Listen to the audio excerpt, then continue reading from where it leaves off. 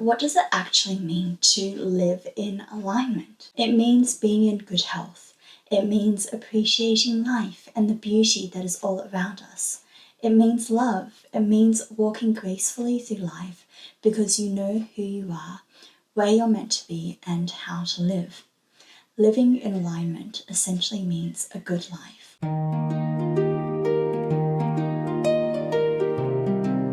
So hello everyone, if you don't know who I am a Feng Shui consultant based in Australia, and I help people understand the energy of the environment, their own personal energy, and how to harmonize their life so that they are able to achieve happiness, health, wealth, and abundance, really.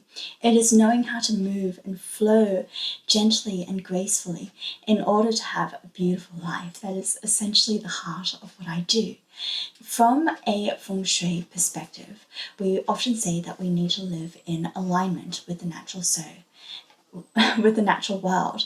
And so as the seasons change, we too find ourselves shifting with the energy of the world around us. Spring is the season of life. It's the season of growth. It brings warmer days and shorter nights. Spring, you can really begin to imagine it as early mornings and dewdrops and spiderwebs and the smell of freshly cut grass.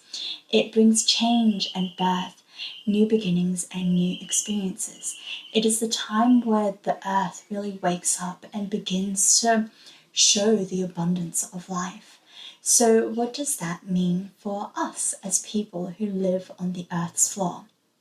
So as a Feng Shui consultant, I am constantly looking at very ancient texts to understand the first principles and the philosophies of the work that I do. And one of the texts that I really adore, although it is traditionally used as a traditional Chinese medicine text, it is the Yellow Emperor's Classic of Internal Medicine. So this oh my gosh, like an artifact by now. This artifact is 2,000 years old. It is a medicinal text that really underscores the philosophy of the Way. So the Way can also be said as the Tao, or it can also be expressed as living a life of alignment. Within the Chinese philosophy, the Way or the Tao is the natural rhythm of life. It is not something we force, but it's something that is innate, it's inherent, it's something we return to and we align to in order to live a very good life. So within this Yellow Emperor's Classic of Internal Medicine, there is a passage called The Great Treatise on Regulating the Spirit According to the Four Seasons, and in it they have a passage on spring. So I would like to share this beautiful ancient philosophy with you, and then we can begin to break it down for the modern lens, for the modern audience. So I've put the initial text in the description below, although I'm just going to translate it here for us today. So the passage goes, "The 3 months of spring are called the time of birth and renewal. Heaven and earth come alive and all things flourish. Go to bed later, rise early, and take long walks in the courtyard. Let your hair down and loosen your body. Allow your spirit to expand freely. Give life, do not kill. Give generously, do not take. Reward, do not punish. This is the way of a nourishing life in spring, the response to spring's energy. If you act contrary to it, you'll harm the liver. In summer, this imbalance will cause cold in the body and your ability to grow and thrive will be diminished." So this is what traditional Chinese medicine says about springtime. How are we able to take these timeless practices and integrate it into our modern lives? So through this text, I have distilled down various ways that we can implement and that we are able to live in alignment with the season of spring. So number 1 is to adjust to the rhythm of rising. As the days get longer and the yang energy begins to rise, the environment is asking you to extend your days along with it. So to rise a bit earlier in the morning and to also rest a bit later. So it's to extend your day in that way. Spring is embodied by the wood element in Feng Shui. So, like a tree or a bud emerging from the ground, it's characterized by the yang, the rising energy. And for us, looking at nature and how nature lives within itself, we can really reflect that back onto ourselves and know that it's okay to embrace this. It is okay to wake earlier and rest later, to harness the rising energy not only means within the physical sense of the body, sleeping and waking, but it can also mean within a psychological, or spiritual, or mental framework. It's the entrepreneurial spirit that's really being activated at this time of the year. So for us, it's all about embodying that spirit. What is it that we want to begin? What is a goal that we would really like to achieve in our lives? In knowing that right now is a season of growth and new beginnings, we understand that it is a really good time for us to take action and to achieve these goals and create those tangible, actionable steps to help us achieve the life that we desire. So it is a really good question to ask ourselves, what is it that we want to begin? And in knowing that the energy of the season supports us in creating.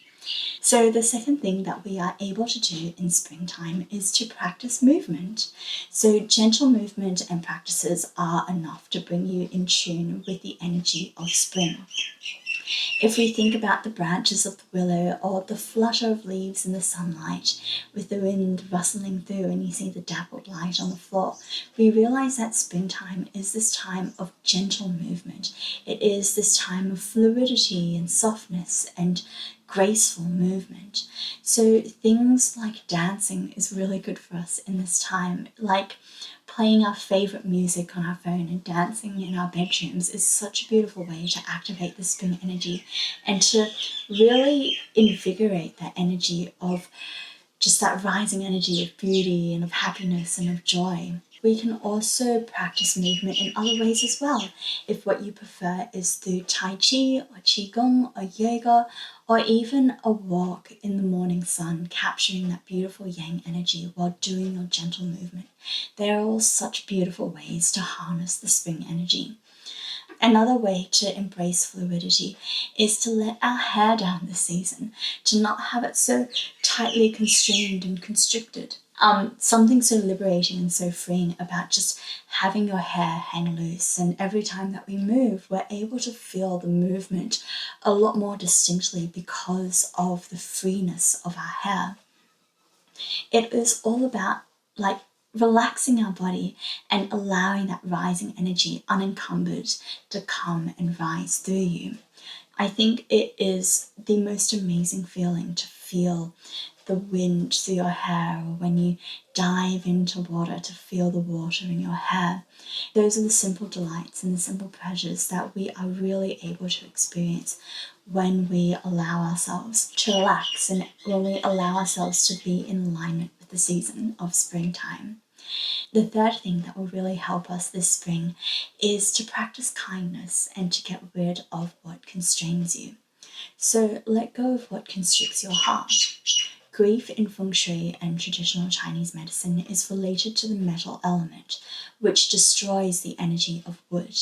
If we think about a big tree and an axe, like the axe is constantly chopping away at the wood and gradually it destroys it. So what we need to do in order to really protect and nurture that rising energy is to let go of that grief and sadness, let go of that lingering metal energy within our bodies. To live in alignment, we must practice kindness. So not only for others, but also for ourselves. I think a very beautiful way of doing this and a very easy way of practicing kindness is to embody the abundance of life and know the abundance of life to be true. It is being grateful for the things that we have at the moment. It is seeing the beauty in life and really appreciating what we have in life. After all, spring is the season of abundance and new life. After the barren trees of wintertime, suddenly you see beautiful blossoms in the world and you realize that life is just so abundant. And when we really begin to embody that belief, we are able to give freely. knowing that there is so much to give. All of this can be mine and it also can be ours. There is nothing to hold on to feel like we don't have enough. It is embodying that abundance mindset, and springtime is a beautiful time to re-remember these principles and integrate that into how we see our place in the world and the world in general. So this springtime, choose kindness, choose love, and choose happiness. And then finally, I wouldn't be a Feng Shui consultant without talking to you about your environment. The earth inhales after the long hibernation of winter. As the world stirs with the pulse of new life, we must also think about bringing our home in alignment with the rising energy. So a beautiful way of doing this is by opening our windows and doors to allow that beautiful energy in. This is especially good during the morning time when the rising energy is the strongest, while the sun is rising in the sky as the plants are beginning to rise to meet the sun. It is this time, and we rise as well in the morning. So in this time where that rising energy is really pertinent in nature, we can open up our doors and windows and allow that fresh air, that fresh energy to circulate within the home. This doesn't have to be all the time or always. Once you feel a bit cold or when you feel like it's enough, you're welcome to close the windows. But to embody that in your morning ritual is a really beautiful way to beckon spring, the energy of spring, into our lives. Another thing that we are able to do in the home is to clear the pathways so that energy can move fluidly throughout our space. So when we think about the new things we would like to achieve, like that entrepreneurial spirit that I was talking about before, these actions that we want to achieve, they need to be supported through our environment. And a beautiful way of being able to have our environment support our desires and our dreams is to make sure that the pathway to this new life is clear and clean. If we, let's say, for example, wanted to be a better cook this springtime, this season, then a way that we are able to do that is to clear the pathway between the places that we spend the most time and the kitchen to create that new route in our mind. So it might be clearing the pathway from the bedroom to the kitchen, making sure that when you walk there, the floors are clear, or from your workspace to the kitchen. In this way, we are able to allow energy to move fluidly through the space. And of course, in Feng Shui, we're always so passionate about the flow of energy and how things flow within the home. And a very good way of achieving that flow is to create the proper pathways for the energy to move through. Another way of harnessing the energy of spring and also improving the feng shui of our home is to remove what is unnecessary. After all, we do call it spring cleaning. So it is to do a bit of spring cleaning, whatever you feel like it doesn't serve you in your life anymore, anything that you feel like you're capable of letting go of. It's time to just allow that to clear away. And I really encourage you to do a beautiful spring cleaning within this season as well. Finally, in the transition between winter and springtime, we are looking at refreshing what has lain dormant in winter. If winter is like the hibernation and the stillness of earth, and spring is the rising, suddenly we have a lot more movement in the home. So knowing what is dormant in the home, or perhaps certain materials that make us act more still in life, for example, beautiful flannels and cozy pillows and things like that. It is really strongly encouraged to change these things in springtime to lighter fabrics, to wash, clean, and then put away all of our winter linens and perhaps replace it with bamboo and cotton to really bring in this new energy of the season. After all, spring is the transition point between winter and summer. So in order to fully express and fully embody the vibrancy, the love, the light, the fiery nature of summertime, it's important that we nurture the energy of spring so that that wrap can shoot up to above and beyond. So these are the ways that we live in alignment with the seasons.